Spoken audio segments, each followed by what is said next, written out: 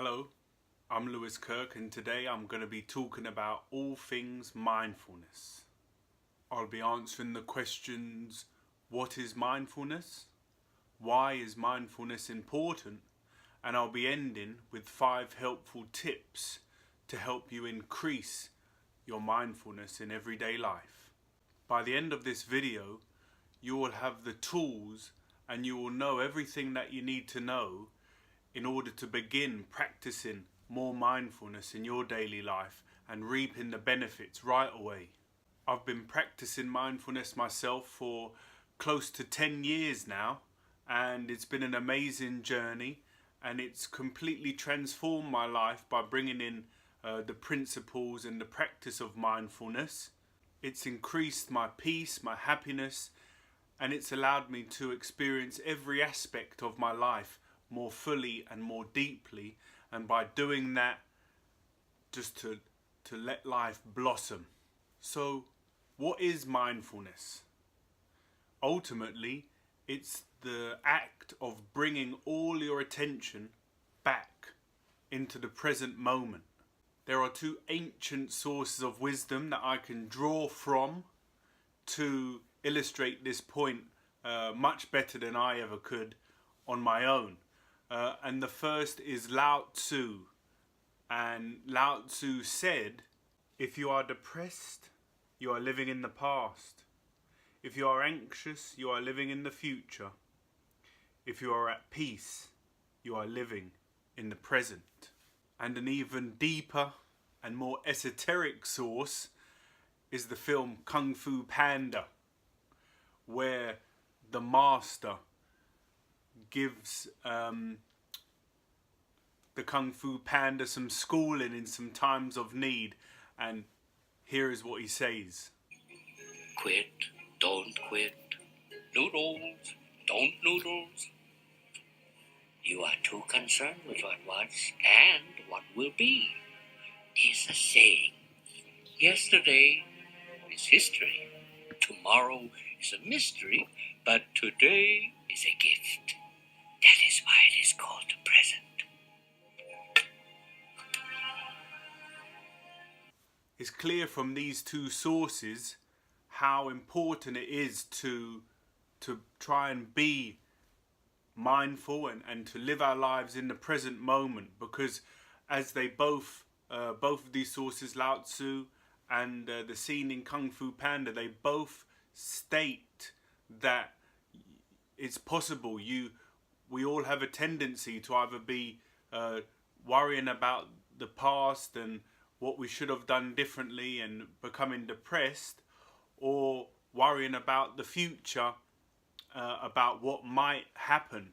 And so these things, they cause us suffering, because I know that I've experienced myself a lot of times when you're projecting what you think might happen into the future and worrying about those things, oftentimes it doesn't even happen. You know, it all turns out rosy in the end, and so you've wasted so much time and energy, whether it's minutes or hours, days, worrying, and then the time comes to pass, and you think, oh, what was I worrying about? That was fine. And so that's what mindfulness is: constantly recognizing these worries, these states of mind, this mindlessness, and just keep coming back. By living in the present moment as much as we can begin experiencing the peace and happiness that will come about relative to our level of practice. So the more you remain in the present moment and are mindful, the less you'll be worrying about past and future possibilities. So this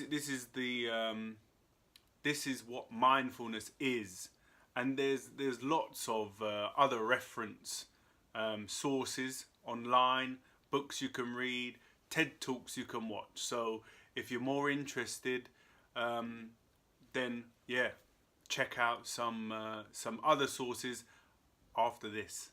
Why practice mindfulness?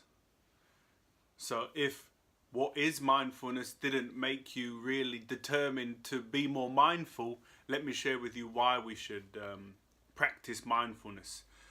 Usually our mind is like a washing machine, and we've got thoughts churning and churning and churning around. Whether it might not even be past and future stuff. It might just be something that we get stuck, and it revolves and it's recurring and recurring like a washing machine. And you can see the image of the washing machine, and your thoughts are items of clothes, and they're just going round and round and not giving you a moment's peace. Another popular image that is super helpful is this one. Is your mind full, or are you being mindful? And this is just emphasizing the point once more. Are you walking along with a mind full of thoughts, or are you walking along and being mindful, being aware of your surroundings, enjoying what the present moment has to offer you? And ultimately, these are the two options.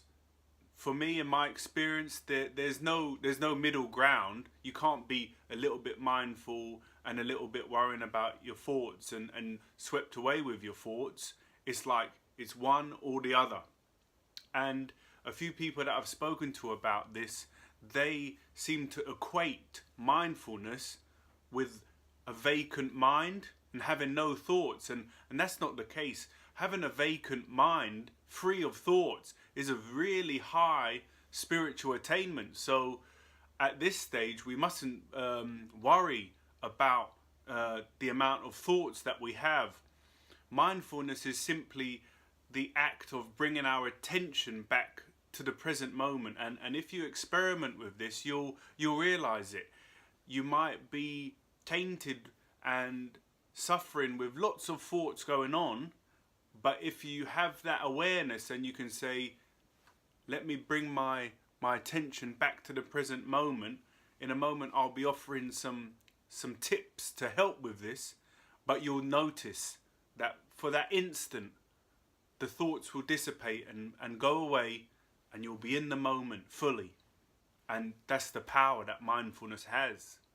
If we move through our lives never experiencing the present moment, constantly worrying, depressed and anxious, and never fully being right here, how can we expect to be happy and fulfilled if this is our state, the constant worrying and anxiety?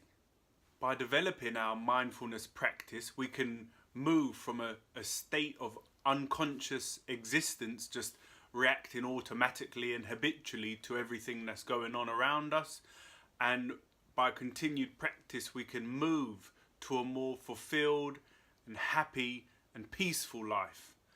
And again, this is the main point. You have to practice. It's a practice. It's not like something that you just wake up one morning and say, oh, I'm going to be more mindful. No, we have to practice. So keep watching. In a moment I'll be dealing with the helpful tips. But first, to conclude why practice mindfulness, we experience everything through our minds. You don't have any experience ever that isn't processed by your mind. So surely it's worth taking a bit of time to nurture and develop and even wake it up in some cases. And this is so important, because how can we expect to experience the love and joy and beauty that the present moment has to offer us if we're never at home to experience it? And by that I mean if we're constantly lost in our thoughts and in our imaginations, you can't experience the beauty around you. So here are 5 helpful tips for more mindfulness. Number 1, mindful activities. The easiest thing to do is to incorporate your mindfulness practice into daily activities that we're likely to do every single day. And in the morning, set your intention as you get out of bed, as you begin your day, that I'm going to be mindful. And the main ones that I would say are eating, unless you're fasting for Ramadan, or some other spiritual festival, it's likely that you're going to eat 3 meals, maybe more meals, maybe less meals. But mindful eating is really important because, again, you can do it whenever you're eating something. You got your food, your breakfast or your lunch or a snack, and you set the intention. I'm going to be aware as I'm eating this meal. I'm going to taste the flavors, feel the textures. I'm going to be completely aware. Another one is you mindful cleaning. I mean, no one likes cleaning the house or cleaning up whatever you have to clean. No one gets benefit or enjoys that. A lot of people, you'll be doing the hoovering or the dusting, and your mind will be away, worrying or thinking or projecting. And so you can practice mindful cleaning. You can be completely aware as you're brushing, as you're wiping, as you're hoovering. I mean, I do this all the time. Mindful hoovering. It brings a lot more. It's a lot more of a beneficial activity than I've got to do the hoovering and then just daydreaming about what you're going to do when you're finished. Mindful walking is a big one for me as well, and it's again, it's something that we're all doing every day. Mindful walking. Become aware as your feet hit the ground. If you've got some heels on that are making a noise, become aware of the noise of your feet as you're walking. Become aware of where you are walking. It's all about just increasing awareness. And that brings me to the next mindful activity, is just observing. Wherever you're working, wherever you're going, whatever you're doing, there's likely to be lots of things that you can observe. So put your phone down, which I'll come to in a moment, and just observe and experience what the world around you has to offer. And the final mindful activity is when you're changing circumstances or situations. So you've been at your desk working for whatever, an hour, and you're about to go use the bathroom or go get a drink. Like in that moment, like you're going to get up to go somewhere else, or you're coming into a new environment, that's a good opportunity to try and be mindful. Because it's very easy to get swept away if you're in a meeting, if you're doing a difficult piece of work. Being mindful all the time, again, it's a super high attainment. So when we change our situation, our environment, it's a really good time to try and bring that mindful energy into our life. Tip number 2, focus on the breath. As long as we live, our breath is always with us. We're always breathing. And so if you can remember, if you have the awareness and the intention, whatever it is that you're doing, if you just bring your awareness back to your breath. I mean, you can take a few deep breaths and just be aware of that, or you can just observe your breathing patterns and how you're breathing. But ultimately, it's a really powerful tool because you've always got your breath. Doesn't matter where you are or what you're doing. You can come back to the breath and be aware of that. And this is a really powerful tool to help you with that.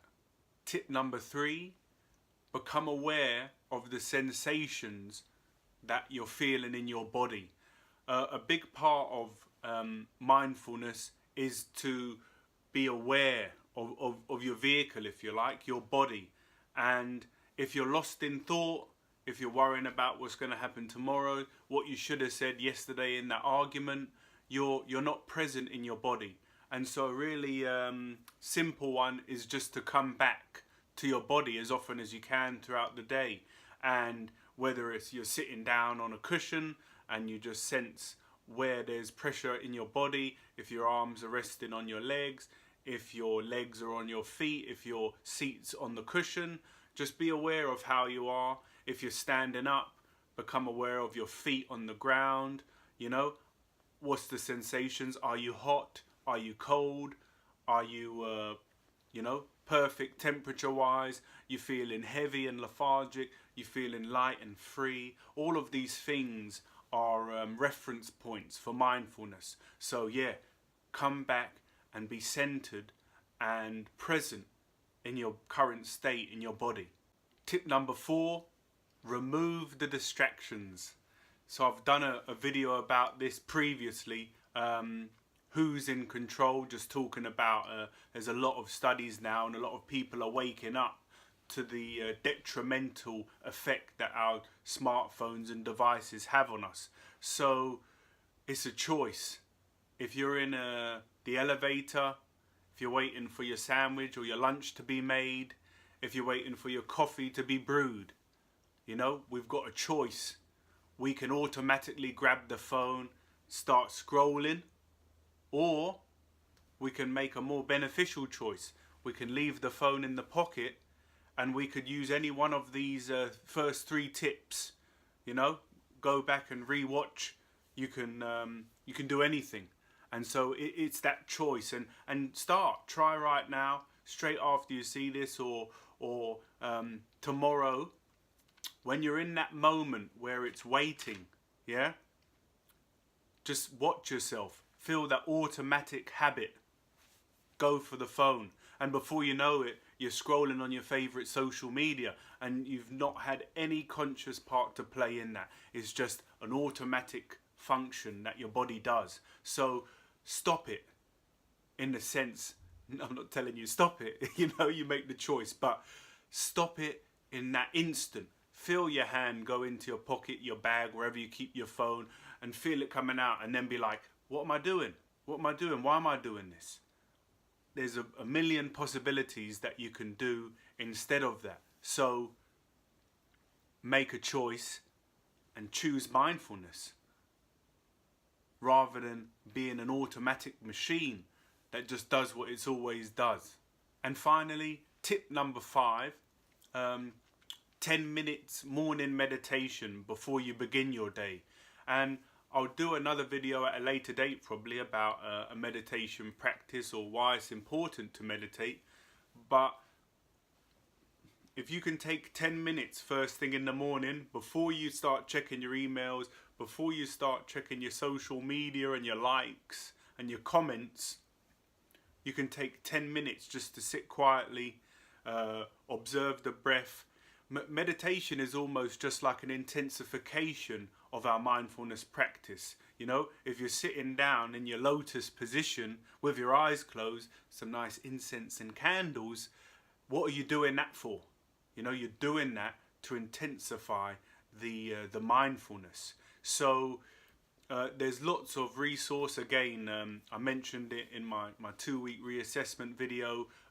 For me, Insight Timer, Headspace, and there's many others. 10% Happier. Dan Harris is a big advocate of meditation now, but ultimately it's just the practice of doing that, sitting down in the morning and just becoming aware of what your mind wants to do. You know, you sit down with your eyes closed and it becomes very clear very quickly the tendency that the mind has to worry, to project, to review what's gone before. And that's what meditation is, just observing this process. Like I say, if you're meditating for a long time, if you've been a long time meditator, and you can have even 30 seconds of nice stillness where no thoughts are coming or going, that's amazing. But for beginners, for the likes of you and me, we 2 seconds would be great. And so this is why it's important to bring it throughout the whole day, because if you're only going to do it for 10 minutes in the morning, what are you going to do for the other 23 hours and 50 minutes? You know, so it's important to do it as much as we can, whenever we can, throughout the day. And that way we'll get the most out of each and every day of our life. So I hope you found some benefit in that video and you got some value out of the tips that I shared and the reasons why we should practice mindfulness. And now all that's left to do is to begin to try and practice as much as you can. And a really important thing about mindfulness also is that if you come to the end of your day, ask yourself, was I mindful? When was I mindful? And if you realize that you didn't have one mindful moment throughout the whole day, this is an achievement in itself, just to be aware that you was unaware.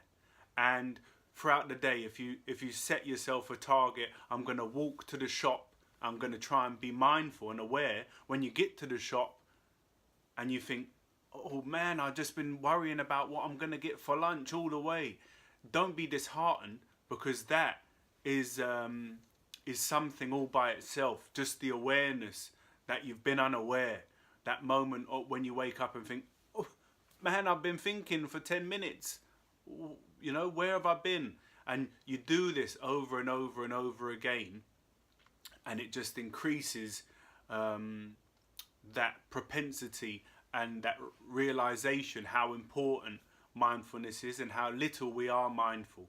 So if you benefited from that, if you're going to begin your own practice and try and increase your mindfulness, like and subscribe for more videos, and comment and just say, just comment mindfulness wherever you see this.